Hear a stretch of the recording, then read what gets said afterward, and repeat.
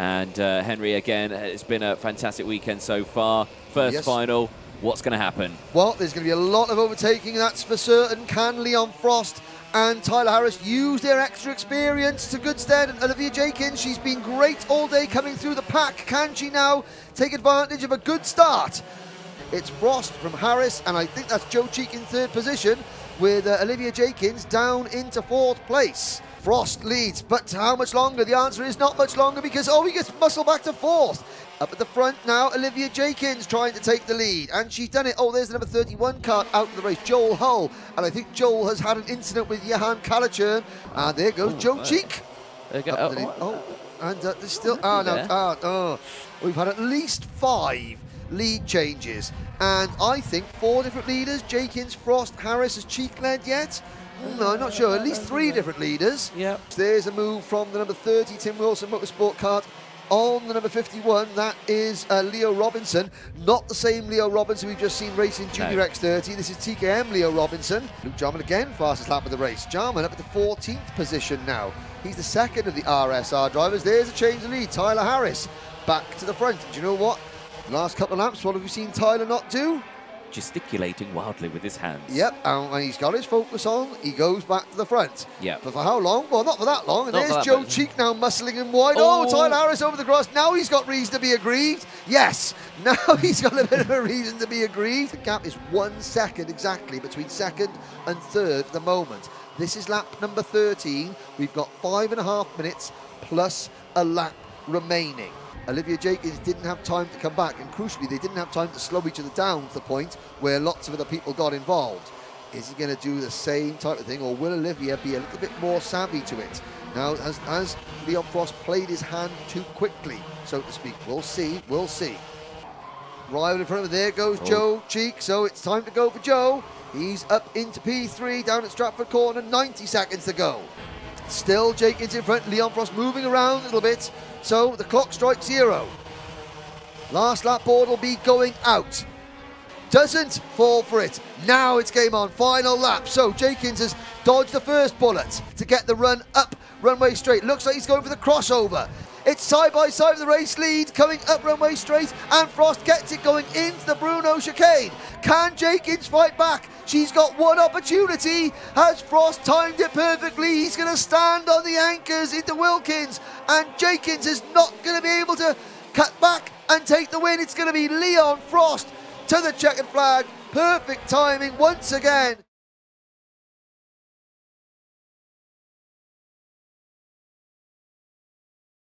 But as they come to the line, lights are out, we're off and racing. 15 minutes in TKM Extreme in the pole sitter. Chris Whitten gets away cleanly at the front. Around Cafe Corner we go, and all 19 runners do make it round. Is Whitten leading from Whittingham? Whitten, that's not going to confuse us at all, is it? That's not going to go horribly wrong, ladies and gentlemen. Whitten and Whittingham. Is that Charlie King, actually? No, it's Charlie King up into P2. Yeah. So I do apologise. It's the other one of the Tim Wilson Motorsport drivers. It's the junior graduate, Charlie King, up into P2. He has, and there is Whittingham passing Sparrow for third position. It's going to be imperative now, whether Charlie King wants to or not, he's got to work with Lee Whittingham. Has to. Behind them, after Cox and Adam Sparrow battle for fourth position.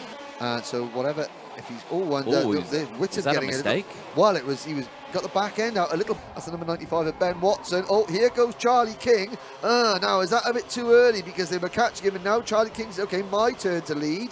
Now, okay, will Lee Whittingham sort of understand this for that 2/10 to disappear again? And here comes Charlie King again, and this and now he opened the door. Lee Whittingham wasn't defending, and then he come back, and now that could be the critical move of the race. Charlie King moving back into second position, and that's going to give Chris Whitten over 1 second of an advantage, followed by Charlie King, Adam Sparrow, Kai Springfield, Spencer Lane, Sam Johns, Ashton Cox, Archie Strong, Aaron Lasher, top 10.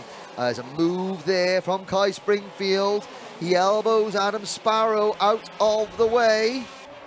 Then it's the red Classic Motorsport livery car, and there goes Whittingham back past Charlie King. 3 3/4 minutes to go.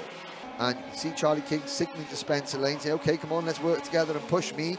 And there's Springfield now at the inside of Lee Whittingham, and Charlie King tries to go through as well. It's almost too wide, but King doesn't make the move and then gets hung out to dry a little bit on the exit of Wilkins. And there's the 27 of Sam Johns making his move on lane for what is now 4th position. New curbs inside of Hanger Corner, and there is a move from Lee Whittingham and Sam Johns. Well, Whittingham did the hard work, opened the door, and Sam Johns took the invitation with both hands. And here they are, battling for a place in the podium, and Springfield fights back. It's now Whittingham has been shuffled back to 4th place. Chris Whitton will see the last lap board. Who is going to be second?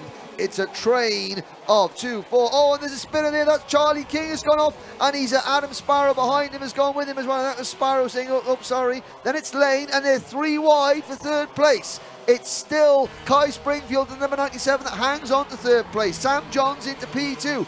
Oh, that's going to be a happy boy if he hangs on to a podium place. Lee Whittingham, though, fighting and scratching and clawing for a place on the podium. Into Hanger Corner. Whitton is already through. Sam Johns in 2nd. Kai Springfield 3rd. And Chris Whitton is victorious. Johns 2nd. Springfield finishes 3rd. Lee Whittingham just misses out on his return in 4th place.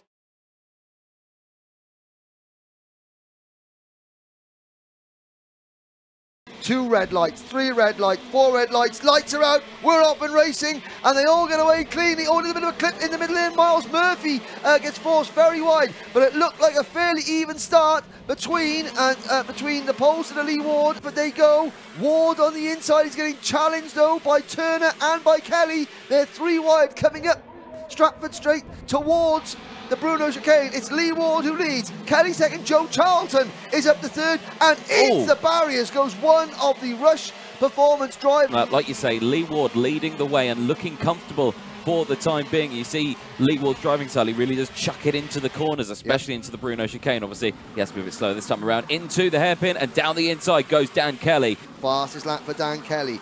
Under brake for Stratford Corner. Don't forget, ladies and gentlemen, the KZ2 karts are hitting 95 miles an hour down the Stratford Straight before that hairpin.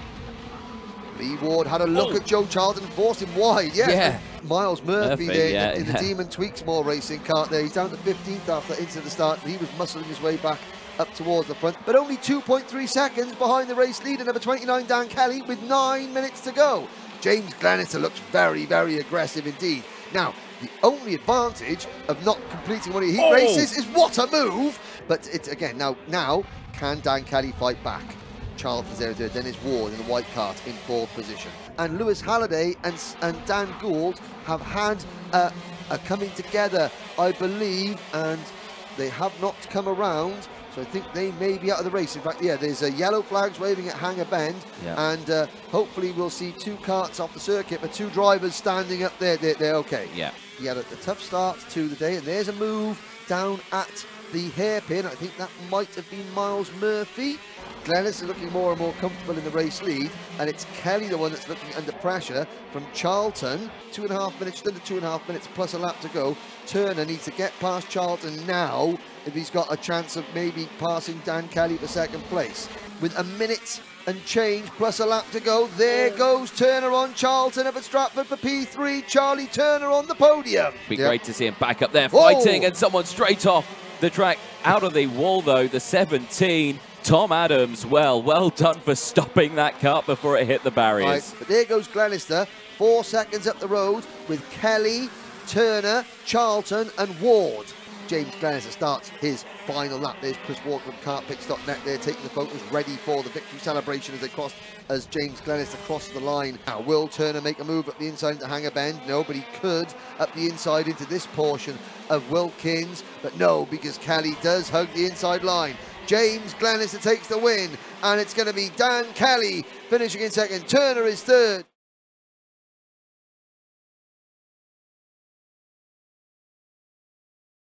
Here we go, lights are out. We're off and racing in Senior X30 into turn number 1, and Aaron Walker, and up over the back there, there's one of the S8 racing karts. I think that was the number 42 of Harry Cottrell. Harry Cottrell there doing a 360, and Harry Cottrell sort of like bounced over the top of. So it's a tough baptism of fire for Alistair Cresswell as Thomas Fleming takes the lead and Gus Lawrence goes with him into P2.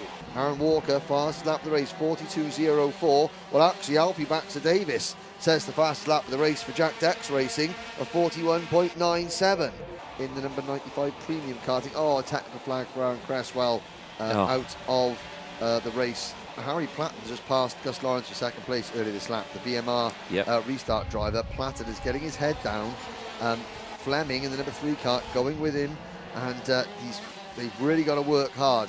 Platten and Fleming have got to try and keep at bay. Very impressive from Bart Harrison, also has to be said, on his senior debut. There's the move from Harry Platten though, and the GP plate winner takes top spot. James Pashley has also retired, so the 2 TKM graduates, or the 2 TKM transfers across are both out of this final early, Cresswell and Pashley. There's a move, and Fleming up the inside of Aaron Walker. That's how you do it. Bradley Pennell may be aware that he can hear the scraping and scratching of that nose cone, so he knows, right, okay, oh, there it is, yes. It's wobbling away.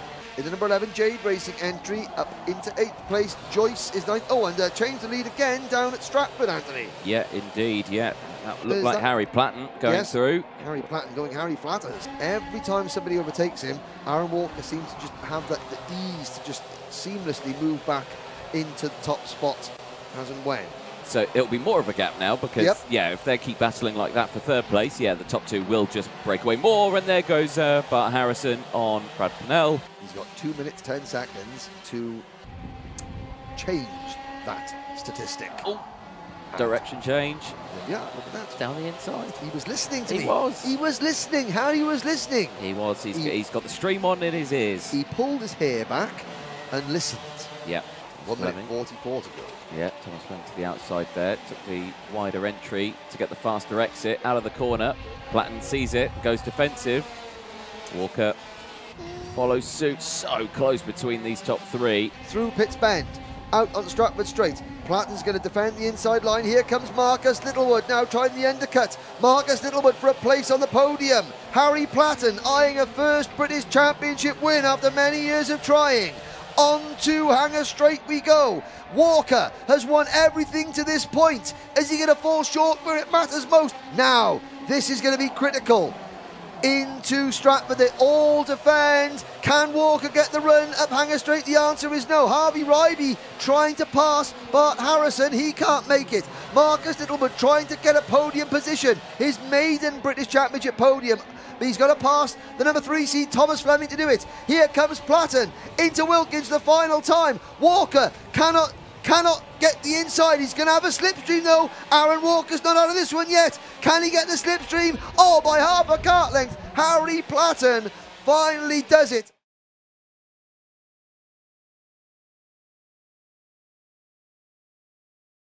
Will they get the start this time around? Yes, they do. Lights are out. We're off and racing. And Jensen Graham in the inside of the front row of the grid gets passed by Kit Bolofsky. It's Bolofsky who will lead the number 9 kart coming out of Cafe Corner down towards Stratford. It's Bolofsky who still leads, and 3 wide as Kanish Grau moves into 4th place. Oh, we've got a bit of a piggyback situation there. That's Jensen Chalk trying to get a lift, trying to thumb a ride and hitchhike his way down the back straight. That's not going to work, sadly. So, and he's still going with it. He's committed. What they do, they need to stop and they need to get out of the karts. Not like Formula 1 where you can just go wherever you want. You've got to wait until the green flag is shown. They come out on the start. Right now the green flag's in the end. Now we go racing again. And already Bolofsky wastes no time in moving to the inside and pushing Edgar down to 3rd position as Jensen Graham goes with Bolofsky. So it's now Bolofsky, Graham, then Edgar. This is good tactical racing now. No one's battling. They're all trying to push away. The 3 Fusion karts in front, trying to, as I say, that George Edgar decides that, well, not listening to the commentary. You've got Ashcroft and Cranham battling over 6th. Then you've got Domain and Teddy J. Porter battling over 8th. Then another gap back to Sky Parker, who leads a huge train of karts in 10th. And there's a change for the lead. Noah Baglin in Noah Baglin's made up 11 places. Good drive from Noah. Oh dear. That is the number 21 kart of Harley Musk out of the race. Sure, what part of the track that's on? It's a grassy part of the track. Oh dear, danger zone for Kanish Grau. Yeah. He needs to stay in that situation. He needs to really claw his way back onto George Edgar's rear bumper here, because Jensen, Graham and Kipolowski and Edgar are starting to pull away.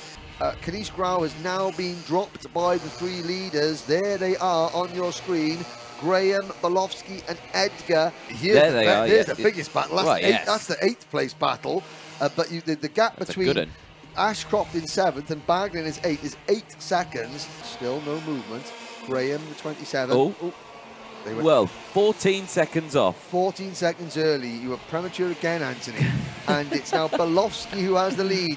Graham in 2nd. About to get swallowed up by Phillips, Cranham and Ashcroft. But it's game on at the front. 45 seconds to go. Graham leads at Stratford. Edgar 2nd. Bolofsky back to 3rd. So basically what we're saying is we're going to have a 7-kart battle for the race lead probably in the next 2 laps. Well, possibly. And if they carry on like this, although, yep, there goes Bolofsky, sends one up the inside. Whoa! That was from a different... From a distance, from a different postcode, Anthony. Yes, indeed. That came from quite far way back. I wasn't actually expecting it. Now you can see Edgar taking the wide line here. The outside, Bolofsky's going to hang him out to dry. Edgar's got a good run, up hanger straight. Bolofsky defends, the clock strikes 0. Next time round, it's the last lap board, Anthony. Oh, wheel to wheel. Jensen Graham leads into Bruno Chicane. They're going to trip over each other. Here comes George Edgar. Edgar, 12 months on from his debut and thus far only winning the British Championship, has the lead back once again. Is going to be a 7-kart battle for the win, Anthony. You was right. I think it was, and it did happen. Here we go then, out of Cafe Curve then, side by side for the race lead. Edgar and Bolofsky as they go through. Edgar squeezing Bolofsky onto the outer part of the track as they go through in towards the hairpin. And Edgar loses out, drops down into 3rd place now. Bolofsky now going defensive. Here comes Jacob Ashcroft. He's coming back across on him though. Bolofsky, he sort of veered towards the outside as Graham was trying to make a move. Here comes the number 26 in 4th place of Jesse Phillips. Can Phillips get back onto the podium for the first time since, I believe, Kim Bolton last year? Into Wilkins for the final time. It's Bolofsky at the moment. I think Bolofsky's going to hang on. Graham 2nd, Edgar 3rd, Phillips in 4th. Drag race to the line. Bolofsky on the inside. Just by a fraction, by 600ths. From Graham.